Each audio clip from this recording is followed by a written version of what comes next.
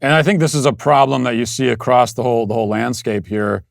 When we talk about how widespread the problem is, that in so many of these areas, a lot of the people affected by it can't talk about it or are afraid to talk about it because of the professional repercussions. And another great example of that, the other article you wrote for the Wall Street Journal about in the situation in women's prisons, where men are being sent into women's prisons, and there's certainly a place where these women have no voice, and they have no real way, unless someone like you comes along, they have no way to get their story out there.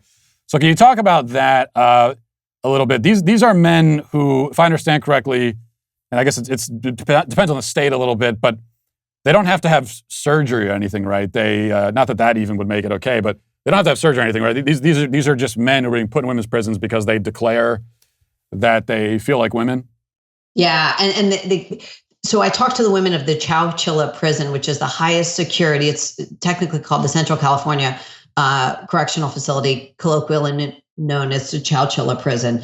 And this is the highest security women's prison in the state of California. These women are tough women, but they are terrified because now a new law allows men, biological men, to transfer in. All they need to do is declare a female identity. No surgery or hormones are required for them to become eligible for transfer. And the reason, and that we have these laws in a few states now. Washington has the same policy. A woman was raped by one of the biological men who was placed in her prison.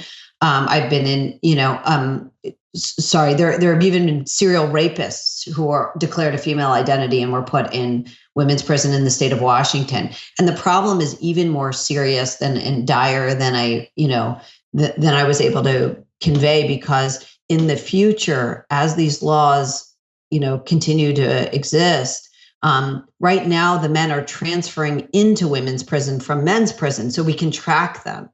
But in laws like in Washington, where you can just change your birth certificate, and in California, where you go into the system now as a female, it will be extremely difficult for reporters to even be able to track who these men were. It will look like women on women violence when they rape and assault the female inmates. And part of the problem, right, is that in women's prisons, a lot of them anyway, they don't segregate based on the severity of crime as strictly as they do in men's prisons, because there isn't as much violence to begin with until you start putting the men in there. So you could have, a man convicted of murder in there with women who, shoplifted or something, right? Well, yeah. I mean, one thing that I learned from the women prisoners, which I didn't know and I was able to corroborate, was that not only are a huge number of female prisoners abuse survivors, sexual abuse survivors, but very often when they committed crimes, and a lot of these women committed very serious crimes, they did it at the behest of a scary man they were involved with. So these are women who have been pushed around by men their whole lives, and are, even though these are very tough women, the men transferring in, male convicts are quite scary. They're huge. Often they are extremely strong, and they can easily overpower them. And these women are terrified. You mentioned the one case of a woman who was raped by a male prisoner sent in there. Are you aware of any other cases? Because it strikes me that this is probably happening a lot, just given what we're doing here, how we're mixing things together. But it also strikes me that we would never find out about it. So are you aware of any other cases like that?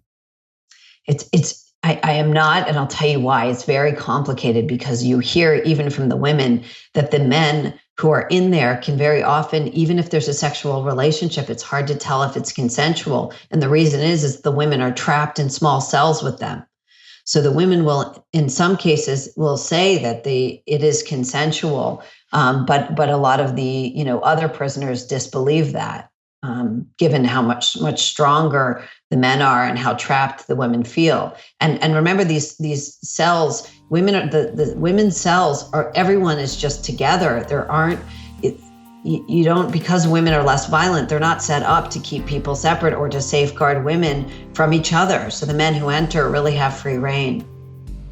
If you enjoyed this video, be sure to give it a thumbs up and share it with all your friends.